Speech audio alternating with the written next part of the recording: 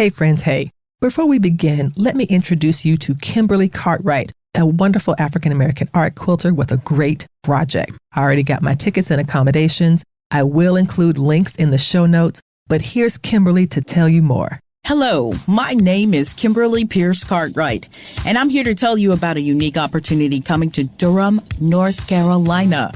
Are you an African-American quilter looking to connect with others who share your passion for this timeless art form? Then mark your calendars for Kindred Spirits, a convergence of African-American quilters happening on June 15th through 17th in Durham, North Carolina. Join dynamic instructors Cookie Washington, Kina Dorsey, Aisha Lamumba, and Kianga Janaki to learn new techniques, perfect your skills, and share your love for quilting with fellow enthusiasts. But that's not all. We're excited to announce that curators Dr. Marshall Price of the National Museum in Durham and Dr. Renee Anderson from the Smithsonian Museum in Washington, D.C. will also be in attendance to share insight on making museum connections. Don't miss out on this opportunity to connect with like-minded quilters, learn from top-notch instructors, and deepen your appreciation for this beautiful art form. Register today.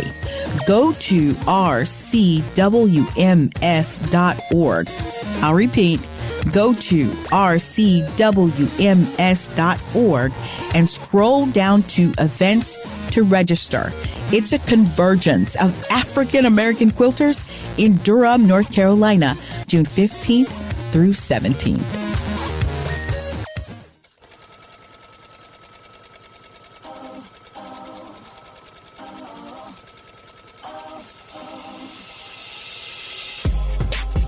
Hello, Stitchers. Welcome to Stitch Please, the official podcast of Black Women Stitch, the sewing group where Black Lives Matter. I'm your host, Lisa Woolfork. I'm a fourth-generation sewing enthusiast with more than 20 years of sewing experience. I am looking forward to today's conversation, so sit back, relax, and get ready to get your stitch together. Hello, everybody, and welcome to the Stitch Please podcast. I am your host, Lisa Woolfork. And as I say every week, this is a very special episode because this episode brings to us none other than Martha McIntosh, also known as Garichild, to talk about something really important. It's called Sew Your Suitcase. But before I do that, let me introduce you to Martha. She is an engineer. She is a sewist. She is a fashionista. She is a wonderful example of a whole, free, beautiful person. And I am so grateful to be in community with her. Martha's one of the kind of people that she gets the highest of what I like to call Negro compliments. The highest of Negro compliments. When you're a Black person and Black people, you know how we do. We want to compliment other Black people. We don't say, wow, you look really nice today. We say, where you going? And whenever I see Martha and I see these pictures, I be like, where's she going? Outside. Outside is pretty much the answer. Outside is the answer. But in addition to wearing like amazing garments just to work, she also sews her suitcase. Martha, welcome to the Stitch Please podcast. And thank you so much for all that you do.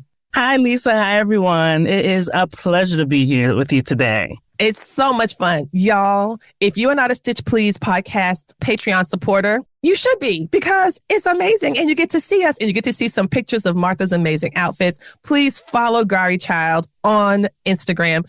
It is an education. I consider your account a real education. Thank you. And also check out Martha, who contributed to our Sewing Holiday Tradition series and talked about the Garifuna people and their very unique and powerful Christmas/holiday traditions. So that's another episode of Martha. You can learn more about her. And y'all, she's going to have to come back because we were supposed to start our interview 20 minutes ago and we've been talking the entire time without recording anything. And I'm like, okay, now I guess as a producer, I need to say to myself, that's a different topic. And that's why we need to have another episode about sewing liberation. We got time. But for today, welcome. Tell us about your sewing story. How did you get started? How did sewing begin for you? How did it first come into your life? As if anything, the need. When you need something, you're just going to have to figure it out. And I'm a card-carrying member of, look, we're going to need to make this work. So, when you have trouble finding outfits that speak to you, to go on your vacations and to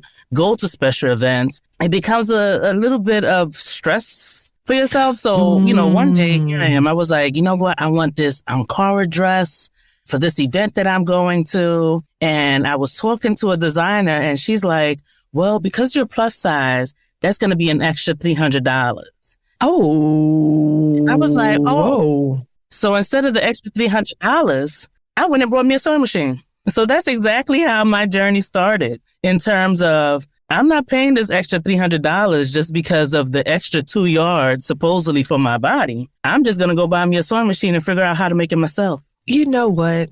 That was a crappy experience. But can I say I feel grateful to have benefited from the solution that you created to what was clearly a case of bias. It is bias. It is bias. It is fat phobia. It is fat shaming. It is all of these things that people talk around, but never directly to. And that it's a stigma, and there's all sorts of ways that this culture is reinforcing ideas that are toxic and harmful and trying to put them on you, that this is you, Girl, I'm so glad that she tried to tell me. I cannot believe she was like, okay, yes, I can do this dress for you. You sent me your measurements. And now because of this, I will need $300 additional to make this work. Additional. And to be honest, I'm just going to say it. Anybody who needs $300 to make this work is not someone who I don't think has the skills to do it in the first place. It seems to me very much like that $300 was meant to dissuade you. If you had said, oh, here you go, here's $500 extra. Money ain't no thing to me, girl. Here, you need $1,000. Here's $1,000.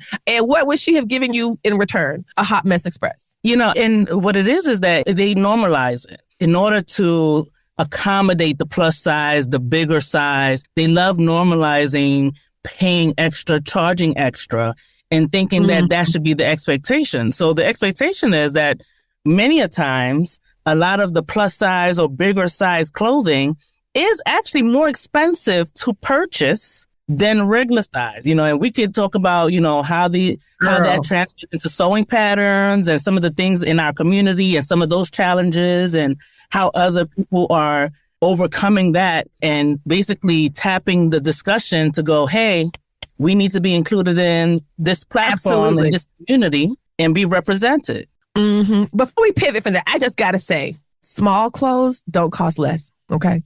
So when I go into the store, I don't wear a small size, but when I look at, and I don't actually buy that many clothes, to be honest, but when I look at the sizes that are small, they are priced the same size as the sizes that are large. There is not a thing that says, oh, we use this much fabric, we charge less. If that was the case, baby clothes would be free. They don't use that much fabric to make baby clothes, but they're not free. But they're not free. It just seems very much like another kind of toxic part of our culture. It's the same reason why it costs more to dry clean women's blouses than it does men's shirts. No matter the size. It's for men, it's cheap. It's for women, it costs more. Period. It makes no sense beyond our willingness to participate in these toxic systems that are meant to keep us separated. But here's something that you are doing to help us get our stuff together, and that is making stuff for your vacation. So you want to travel. You are someone who travels. You go absolutely what feels like to me everywhere. It is everywhere throughout the Caribbean, everywhere warm. I don't see you jumping to go to places that are very cold. No, I believe swimsuits is where I want to be. Yes, that's a uniform for the life you would like to be accustomed to. Swimsuit and a caftan. That is what I would like to have be my uniform from here on out because I live close to warm, sandy weather at all times. Yes. And so do you remember your first project that you sewed your suitcase for? Do you remember the first trip you might have gone on that said, you know what, I can't find this particular outfit or I can't find these looks that I know I want to have when I get there? What was the first time you got started with this journey? The very first time, it was when I was going to my friend's wedding in San Francisco. It was my first time seeing him in years, and I was in the wedding. And so I'm like, okay, I need to gather myself, get myself together, but I also want to look cute. I haven't seen everybody in a long time. We're going to a wedding. You're not just going to a wedding. You are in the wedding, and that means there's going to be pictures. There's going to be pictures. There's going to be obligations before the wedding that I need to dress for. So I needed to dress for the rehearsal dinner. I knew my friend, and my friend is everything. Energy match energy. So as iron pounds iron, I need to come correct too. Yes, yes. So, and that's what I did. That was my very first, and it was one of my favorite. And I wore it the other day. It was a wrap dress. Okay. A simplicity pattern. And I love wrap dresses. And it was one of my most successful souls, one of my first souls. And I still wear it to this day. And that was, he's been married since 2016. Oh, my word. And I wore that dress last week in 2023. That's 7 years. 7 years. And you know what's so wonderful? Because I've talked to some folks who are like kind of new at sewing. And so like they'll talk about their first thing they made and then they wore it someplace and the seam popped or this came off and they had to walk out of the room backwards. You made that so well that it wasn't just good for this occasion, for the wedding.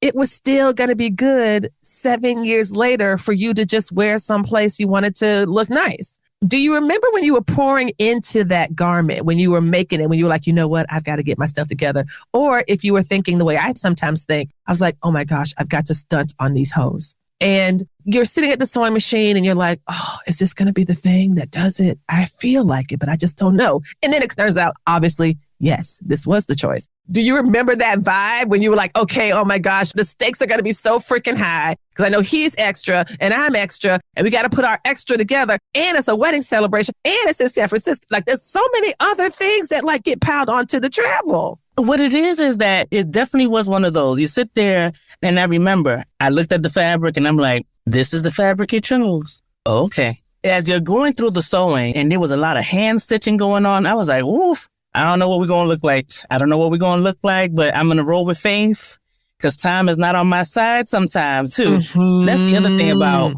the journey. That was my very first Sew Your Suitcase, and I was frazzled because, again, I didn't give myself enough time. Oh. And so, therefore, I'm sitting there like, is this going to fall apart? Is this going to be ready? But I need this to look good. When I show up, everybody's going to be like, oh, is that her? Yes, it's going to be on. It is on. And I tell you this, I took it out the suitcase as soon as I got to San Francisco. I didn't pack nothing else. So this is it.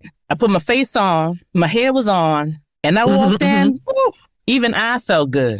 Girl. When you yourself got to be like, I did that. I did that. I did that. You walk past the mirror, it's like, God dang. And that's me. You got to talk to me nice. You got to talk to me nice when I look nice. Yes. That crown will not budge, nor move, nor dip because I am walking. I am now walking in space. Yes. In my e-made outfit. Yes. And you got to talk to me nicely. I even walk with some... a little bit of something in it. Put a little something in it. A little something. It activates the whole entire character. New character has now loaded. Yes. Martha has arrived. Yes, yes. Martha in her me-made is here for a good time. I tell you what, I am loving it.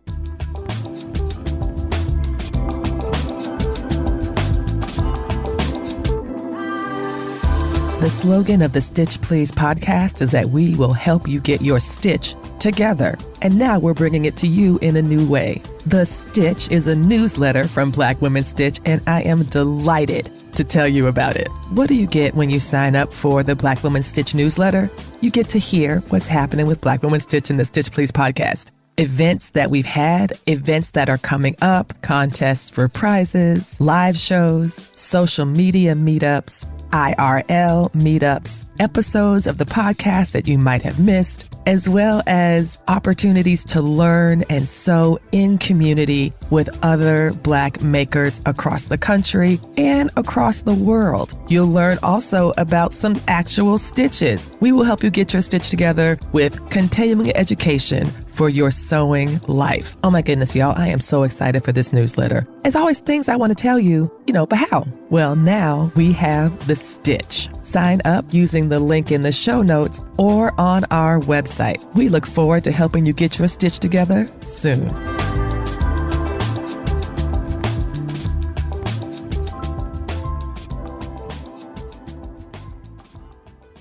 Now, when you get ready to plan for a trip, I know sometimes your trips are spontaneous, just based from your Instagram. You have a very loving and spontaneous spouse who will do things like, oh, I got a package in the mail. It's some Louis Vuitton gift cards and a trip to Cuba that we're going to tomorrow.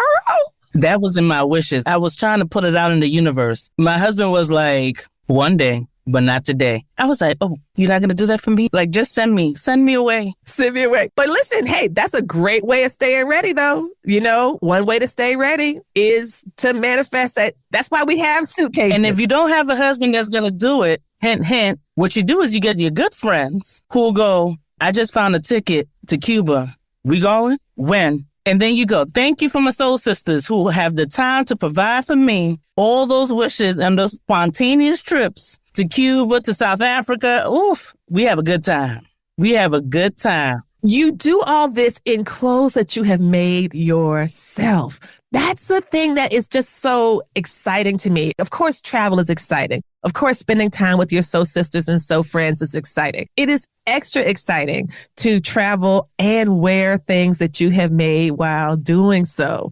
And so when you have a trip that is coming up and it's something like, okay, we're going to Trinidad. We're going to go for Carnival. What kind of things do you do to get yourself ready ahead of time? Do you plan out your outfits? Do you say, okay, do you do it by occasion? Do you do it by mealtime? Do you do it by event? How do you decide what to make and wear? So Carnival is one of my favorites. These are my favorite times to do my Sew Your Suitcase series because there's so much stuff involved in my trip. So when I'm going to Carnival, there's a lot of theme parties. My husband is from Trinidad, so there's planned events with family. I'm always have to think about what is my schedule. My friends laugh because I have to create a spreadsheet in terms of what is happening at what hour and at what time. And so that begins that process of going, okay, I have these events. I have some that are themed.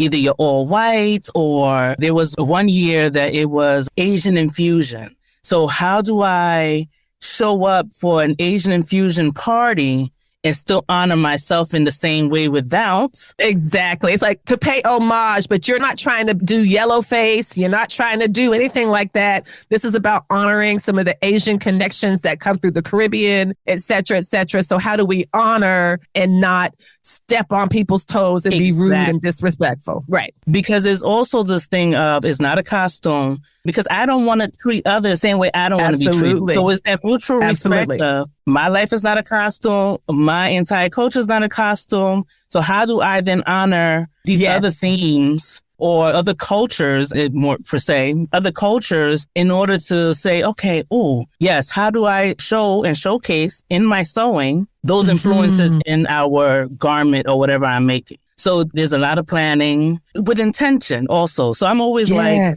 something new, something blue, something borrowed. I'm usually doing something new, something Black.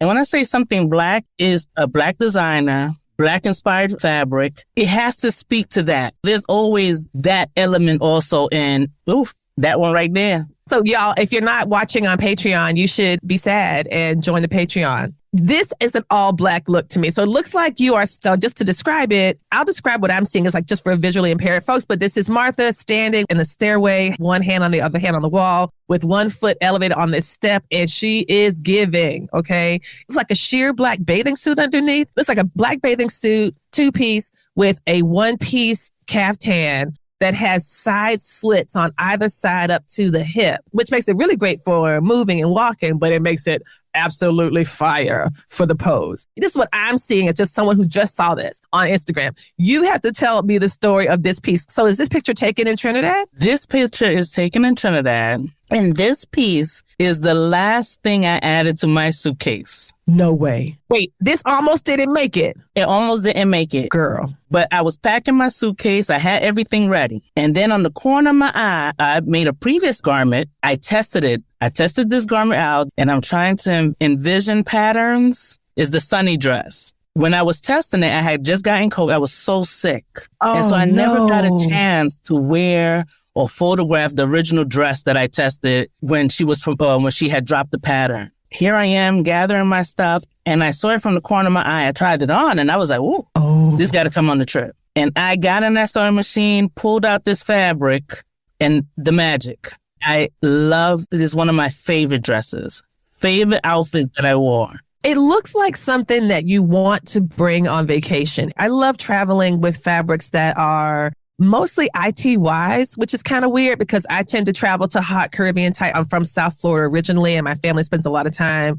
We might go back for the summer, or we go to California. We go to warm places typically. And so ITY can be a little tiny bit warm if it's too hot, but it packs up so nice because one thing I never want to do on vacation is iron. Never, ever. Love to press, hate to iron. Love to press, hate to iron. That is the fact of my sewing life. So how do you decide what fabrics to bring? How do you decide what's going to work well for warm climate? Because people love saying linen, linen, linen. And I'm like, I do not want to look like a dryer sheet because I can never get linen to be straight, and I have no patience. My mother-in-law is wonderful for this. She's got linen pieces that she has had for years, and they are so soft. I don't think she has to even iron them because she's had them so long.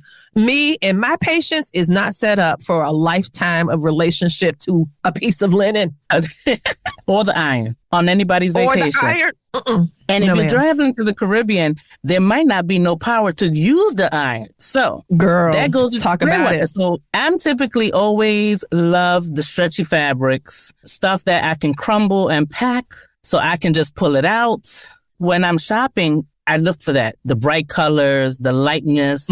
So that particular fabric is a burnout. So it's basically solid and burnout. Okay. Stripe. Okay. And ITY. And so it's like, this is nice. Gives me an element of sexy, which is where I stay.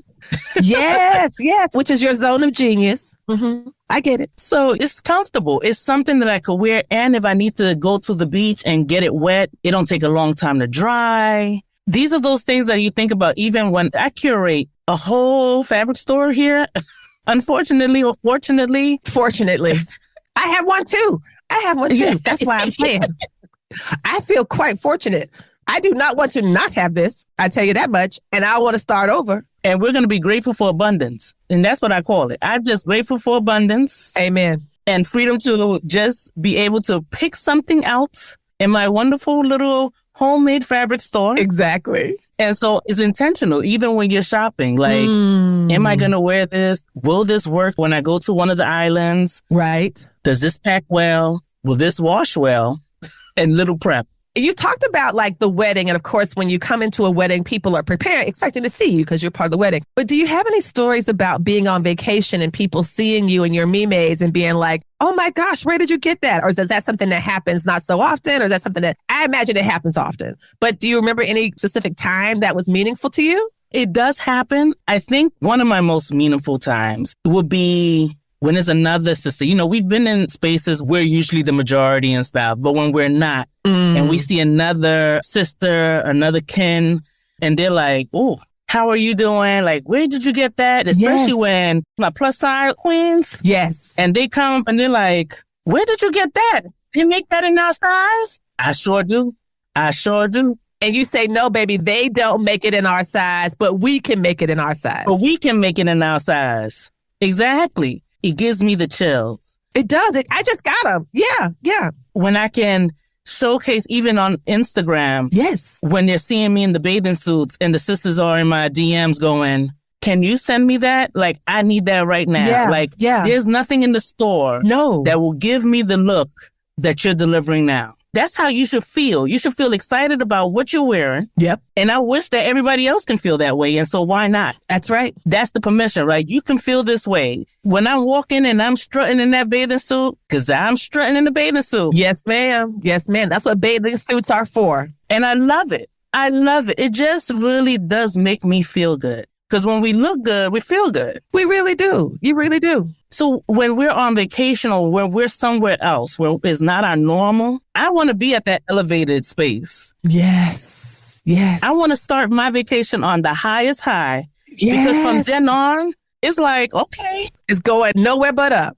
And why not? That's the luxury of it all. That's the goal. The goal is to be at a space and just be like, I'm here. I'm happy. And no matter what you might think to the contrary, that is a concern that is solely yours. It has nothing to do with me.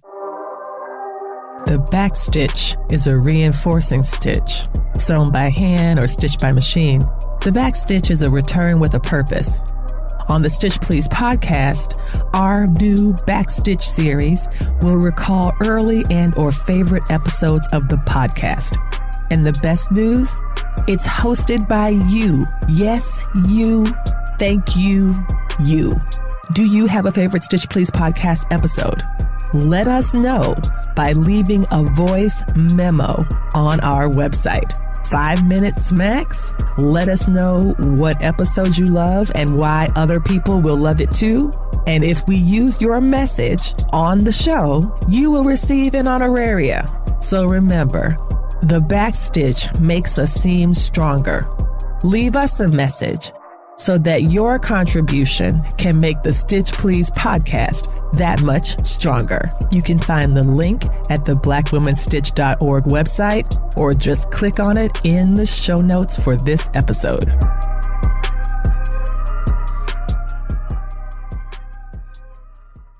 What I love about what you've explained to us, Martha, is what I like to describe as a possibility model. And you are a possibility model.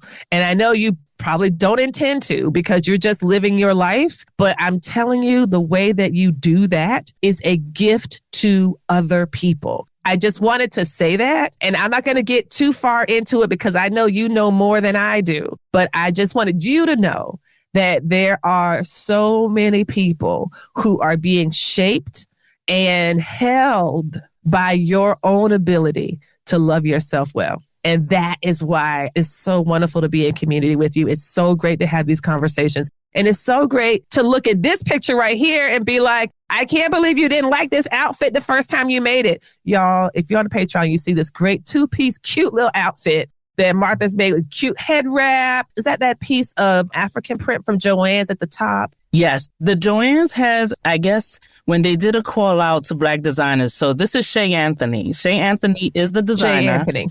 And she has done a couple of pieces for Joann Fabrics. And so I had first seen it with Aronica from Needle and the Bell. I drove 45 minutes to go get this fabric because it needed to happen. Yes, it needed to live with the other fabric at your house. Clearly. You don't have that. Yes. And then the day I made this, I said, okay, this is not going to sit for a year. We're going to make something with it. At first, when I finished the shirt and I was like, I don't know. You finish the shorts and you're like, okay, I don't know. But then I'm like, nope, nothing is ever complete until I put it together. That's the fast rule for myself. No outfit gets discounted until I put it completely together, how I'm going to step out in the street. So nothing gets discounted. So I will make something from beginning to end, relatively. My UFO pal ain't that big. Listen, nobody's here to talk about old shit, okay? I didn't bring you here to talk about old shit. I want nobody to talk about my old shit. Everybody mind their business. I'm the one that asks the questions around here. So continue. I haven't had any one of those. And I said, nope, we're going to finish this. And when I put it together and I was like, okay, I'm going to put a head wrap on to match the little head wraps in my shirt. Yep. And the little tie, the twist tie and the belt, I thought was cute too. And everything is from the stash. So even when you're talking about, I always laugh because I am queen of the notions. You, Lisa, will always inspire me to do things. You're welcome. And my husband gives me a whole side eye. So I've gone to estate sales for sewing because of Lisa and her podcast. And I ended up going and picking up all this binding, like boxes and boxes of binding from this woman. Good. At an estate sale. So every time I have a project, I pull out from other people's stuff, from another sewist, and create stuff that I've had in my stash probably for a couple of years now. And I sit there and I go, oh, look at that. Yes. I need to go to nobody's store. No. I'm using the stuff that's in my possession. That's right. And making it happen. And you're making it happen so beautifully. And I'm just so glad to see that at first you were skeptical about each piece separately, but you also then trusted yourself in the end to say, you know what? I'm just going to keep going. Let's keep swimming. Just keep swimming. Just going to keep sewing along and see what happens. And then this magic happens. And I am glad you stuck with it. I wanted to ask one last question about the Sew Your Suitcase. Recently, you mentioned that you had an entire packing cube of clothes that you managed to pack in a packing cube. Y'all heard that, packing cube. This is not somebody who might be like yours truly, who packs by just throwing stuff in a suitcase. And it's like, okay, put the shoes facing together, put the drawers in a Ziploc, did the this and that. Like, no, she's got packing cubes. Okay. One cube of me-made clothes didn't even get opened. Tell us more about that. Like, I'm amazed. That is the beauty. The fact that I have now come to a place from, let's say, my first Sew Your Suitcase at 2016 to then have a Sew Your Suitcase in 2023 and have enough me-mades that it was too much for a whole trip, where I was for 10 days. A 10-day trip that has a whole cube, packing cube, full of me-made clothes that did not surface at all. Wow. I mean, I understand packing maybe too many socks because you bought a bunch of socks, but like you have made so many things. And all I think this means is, and I think you might need to talk to your husband about this, you simply need more vacations. You need to talk to your spouse about, talk to your kids, talk to your job, because it's clearly there's something in your life, your sewing outfits, that say they need places to go and to be. And going to work is not the same as going on an extra vacation. You didn't make them for work. They're not work clothes. They're not work clothes. They're definitely not work clothes. They're travel, vacation, Caribbean clothes. Travel, vacation clothes. And that just means that I'm going to be just in many places. Yes. And I'm going to be ready. Yes. And I'm going to be ready. Because the good thing about the Sew Your Suitcase series is that it doesn't necessarily mean that you need to do new clothing. It just has to be clothing you made for yourself. You made. Oh, yes. You don't have to try to plan out like I tend to do for, okay, I need that one outfit or I need those two outfits for these different themes.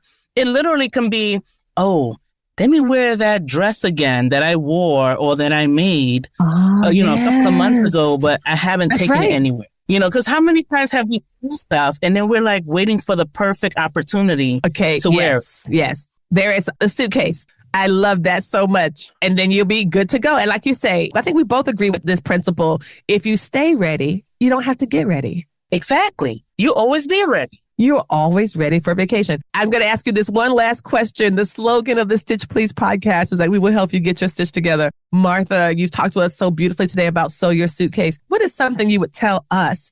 We are about to launch into summer. Summer is about to be officially official. How would you help us get our stitch together this summer? Well, plan it. We know summer's coming. Summer is on its way. And so take out the pattern that you was thinking about, those dresses, the ones without the sleeve, maybe the one with the cap sleeve, or maybe a skirt with the long slit, or maybe I'm just talking about my wish list here. But take it out and just make it. Like the fabric is there. You have the fabric. And if you don't have it, you might go get it, or you could go trade it or swap it. Just do it. The 1 hour or 2 hours or the half hour that you may have, give that time for yourself and just do it for yourself. Why not? Look, treat yourself. And if that means giving yourself the time to make something for yourself so that this summer, when you go to that brunch that you got invited to or the barbecue that somebody's throwing, you're ready. You put on the dress. You're sewing for your summer now. Now you're sewing for your summer. Listen, I'm here for, local vacations too. Staycations is also a thing. Getting dressed for that. Yes, it is. And you need an outfit. You sure should, because that way it makes it feel more like a vacation because you're actually wearing something different. You're so smart. Thank you. Martha, where can we find you on the socials? Where can folks tune in to learn more about Garichild and find out more about what you're going to be up to these days? Well, as anything, you could always find me on Instagram under Garichild. You can also find me on Facebook. While there is other participation in terms of old articles and old blog posts with Curving Soul Collective, even though they are silent, there are still great tutorials and great outfits that have been made that you may want to go visit. So I welcome that everybody just goes out and check it out. So come find me at Garichild, and say hello and say, hey, I found you over here on Black Woman Stitch. And I definitely know that this is because you was on Patreon. That's right. And you saw these wonderful outfits that Lisa put in here. That's right. And stuff. And then you could go see it on my website. I love it. We'll make sure to have the links to all that in the show notes. Thank you so much, Martha. It is always a great treat to talk with you. I'm so grateful that you spent time with us today. You've been listening to Stitch Please, the official podcast of Black Women Stitch, the sewing group where Black Lives Matter. We appreciate you joining us this week and every week for stories that center Black women, girls, and femmes in sewing. We invite you to join the Black Women Stitch Patreon community with giving levels beginning at $5 a month. Your contributions help us bring the Stitch Please podcast to you every week. Thank you for listening. Thank you for your support. And come back next week and we'll help you get your stitch together.